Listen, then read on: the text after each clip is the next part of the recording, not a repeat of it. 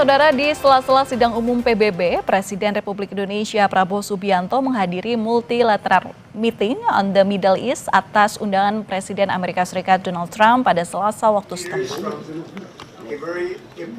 Trump mengundang sejumlah negara yang dipandang berpengaruh dan berkontribusi nyata terhadap upaya perdamaian di Timur Tengah, termasuk Indonesia. Pertemuan digelar terbatas di ruang konsultasi Dewan Keamanan PBB New York. Trump menegaskan tekadnya untuk menghentikan konflik dan memastikan pembebasan sandera di Gaza.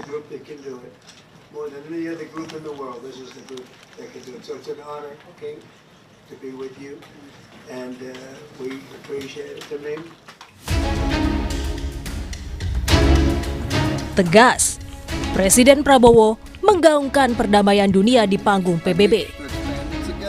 Prabowo Subianto bilang, Indonesia menyiapkan 20.000 lebih putra-putri terbaiknya demi perdamaian dunia dalam sidang Majelis Umum ke-80 PBB.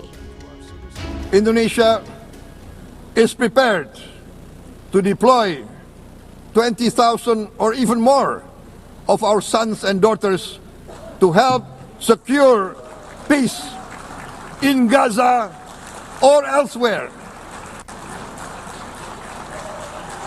In Ukraine, in Sudan, in Libya, everywhere when the peace needs to be enforced, peace needs to be guarded, we are ready. We will take our share of the burden, not only with our sons and daughters, we are also willing to contribute financially to support the great mission to achieve peace by the United Nations. Selain berpidato di sidang Majelis Umum PB, Presiden Prabowo juga menghadiri multilateral meeting on the Middle East atas undangan Presiden Amerika Serikat Donald Trump. Di momen ini, Presiden Prabowo dipuji Presiden Amerika Serikat itu. Menurut Trump, pidato Prabowo penuh ketegasan dan energi. Bahkan Trump menyebut gaya komunikasi Prabowo mampu menggugah perhatian para pemimpin dunia. And you too, my friend. Great speech. You did a great job pounding on that table. I said, how would you like to deal with him when you left? It's not easy. You did a great job. Thank you very much. Pakar hubungan internasional Muhadi Sugiono menyebut pandangan sejumlah pemimpin negara termasuk Presiden Prabowo khususnya soal krisis kemanusiaan di Gaza punya implikasi moral yang berpengaruh pada perilaku politik. Pak Prabowo dapat nomor 3 karena sebenarnya yang dalam tata cara di sidang itu privilege-nya ada di Brasil kemudian Amerika. Nah yang ketiga dan seterusnya itu tergantung siapa yang datang. Jadi kalau mungkin bukan Pak Prabowo mungkin kita tidak akan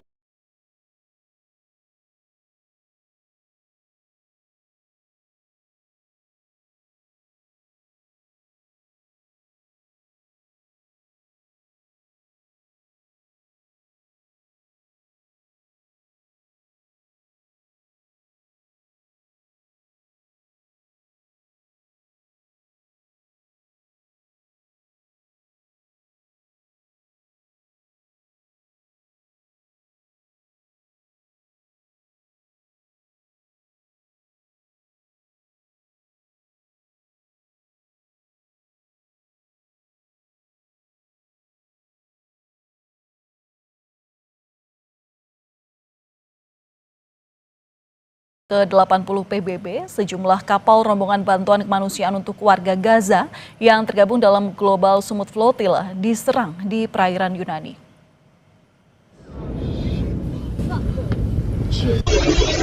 Menurut aktivis internasional yang berada di dalam kapal-kapal kecil flotilla, mereka diserang menggunakan pesawat tanpa awak atau drone dan jalur komunikasi juga mengalami gangguan. Sekitar 13 kali ledakan terdengar di sekitar kapal rombongan flotilla yang tengah berlayar mencoba menembus blokade Israel untuk menyalurkan bantuan ke warga Gaza. Tidak ada korban jiwa, tetapi terdapat sejumlah kerusakan pada kapal. Israel sebelumnya mengancam akan melakukan tindakan terhadap rombongan kapal bantuan kemanusiaan ke Gaza jika tetap melanjutkan pelayaran menembus blokade mereka.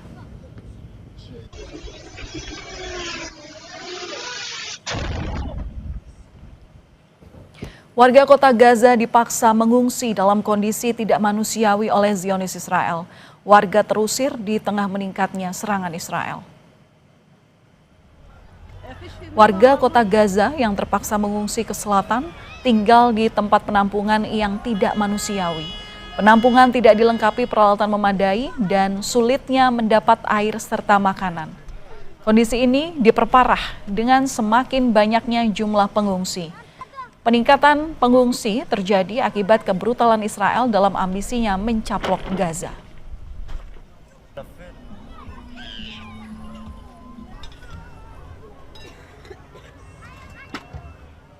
Dan saudara, untuk membahas implikasi dari pidato pemimpin negara termasuk Indonesia dalam sidang Majelis Umum ke-80 PBB, sudah bersama kami pakar hukum internasional Universitas Indonesia, Hikmahanto Juwana. Selamat malam Prof. Hikmahanto, apa kabar? Selamat malam, Pak Len. Baik, alhamdulillah.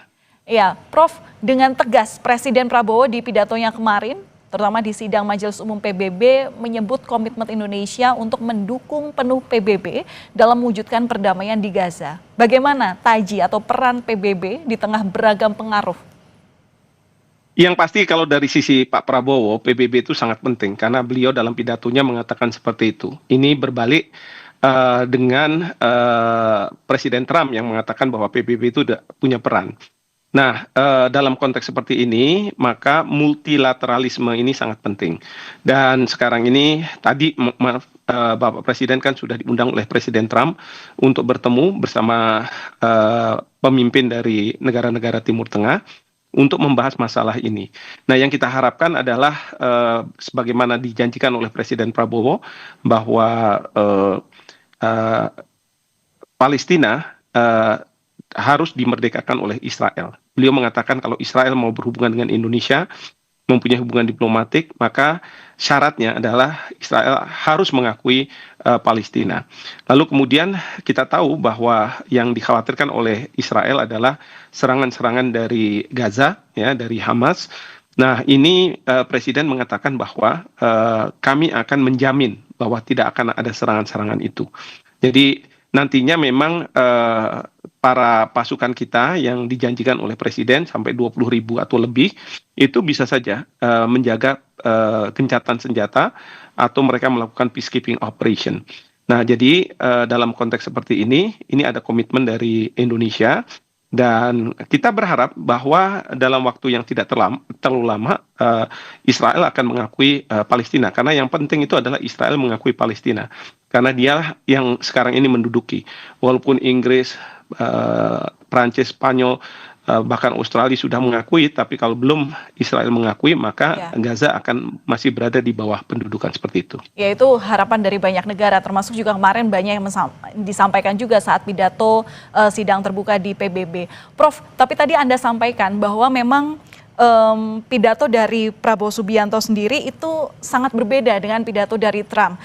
Pak Prabowo mengcounter pidato dari Trump yang mana memang sangat berbeda. Prabowo itu bilang bahwa PBB sangat berguna bagi mewujudkan perdamaian dunia, tapi Trump berbeda. Sebaliknya, apa yang Anda cermati dari counter Prabowo terhadap Trump ini? Ya, ini seperti debat antar siswa SMA atau mahasiswa ya. Ada pro dan kontra.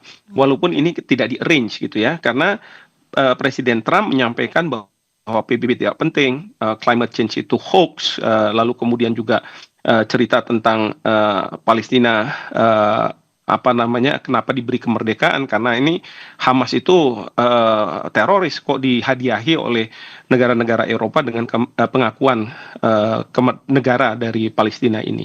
Nah, sebaliknya Presiden Prabowo dan ini para peserta sidang ketika mendengarkan Trump itu mungkin mereka marah, tapi mereka menahan diri. Yang saya terlihat Presiden Brasil kelihatan dia sudah mau berdiri dan lain sebagainya, tapi ditenangkan oleh stafnya ya. Beliau kelihatannya agak tersinggung begitu. Nah, yang lain sebenarnya juga tersinggung, tapi mereka menahan diri. Nah, dengan munculnya Presiden Prabowo yang merupakan antitesa ya, merata bahwa PBB itu penting, lalu kemudian climate change itu benar ada, karena di Jakarta kita 5 cm selalu turun, dan kalau misalnya 10 tahun seperti apa. Ya, lalu kemudian yang ketiga bahwa Palestina itu memang harus diakui sebagai negara merdeka. Bahkan cerita awal beliau itu cerita tentang negara kita yang bangsa kita yang dijajah, dan beliau ingin menyampaikan bahwa saya bisa merasakan apa yang dirasakan oleh rakyat Palestina sekarang ketika kita dijajah. Tidak seharusnya seperti itu. Bahkan beliau juga menyinggung Amerika Serikat ya sebagai negara yang kuat membuli banyak negara begitu ya, yang seharusnya tidak seperti itu. Tapi kalau kita bersatu, kita bisa melawan kekuatan itu. Jadi ini sangat kontras sekali dan sangat baik ya. Mungkin Presiden Trump ketika bertemu dengan Presiden Prabowo dan menyampaikan good job, terus kemudian dia senang ketika seolah-olah Prabowo memukul-mukul meja gitu podiumnya. Ya, itu ada dua kemungkinan. Memang dia secara tulus mengatakan seperti itu, tapi mungkin juga dia tanda kutip ya meledek Bapak Presiden seolah-olah dia sudah melakukan yang terbaik gitu. Tapi kita nggak tahu. Saya sendiri juga tidak tahu. Tapi dua interpretasi itu bisa terjadi gitu. Ya, Prof, kemudian apa yang menjadi langkah nyata yang harus dilakukan oleh PBB untuk memang mengakui negara Palestina ini ada? Jadi pernyataan kemarin dukungan dari 157 negara anggota PBB ini tidak hanya jadi pepesan kosong. Ya, yang pasti adalah kita akan berbagi tugas. Saya yakin ada pembagian tugas, misalnya Indonesia, kita sebagai negara yang mempunyai politik luar negeri bebas aktif, itu akan diminta untuk berbicara dengan Hamas, berbicara dengan Iran, agar tidak ada serangan-serangan lagi ke Israel. Sementara negara-negara Eropa tentu akan berbicara kepada Amerika Serikat, mungkin juga ke Israel, ya untuk segera mereka melakukan pengakuan. Karena kalau Amerika Serikat masih mendukung Israel untuk tidak melakukan pengakuan, ya tidak akan juga mereka mau melakukan pengakuan itu. Jadi nanti akan berbagi tugas, saya yakin, ya karena ini ada KTT-nya, ada summit-nya. Ini berbeda dengan yang sebelum-sebelumnya, karena kalau sebelum-sebelumnya memang two-state solution itu sudah lama dibicarakan, sejak tahun 1947 mungkin, tapi berbedanya adalah sekarang ini banyak negara-negara Eropa yang sudah mengakui Palestina sebagai sebuah negara. Tinggal 10 negara, di mana di dalamnya adalah Israel dan Amerika Serikat, seperti itu. Baik, terima kasih sudah berbagi insight, sudah berbagi pandangan pada kami Kompas TV, khususnya di program Kompas Malam, Prof. Hikmahanto Juwana, pakar hukum internasional Universitas Indonesia. Salam sehat selalu, Prof. Selamat malam. Terima kasih banyak, selamat malam.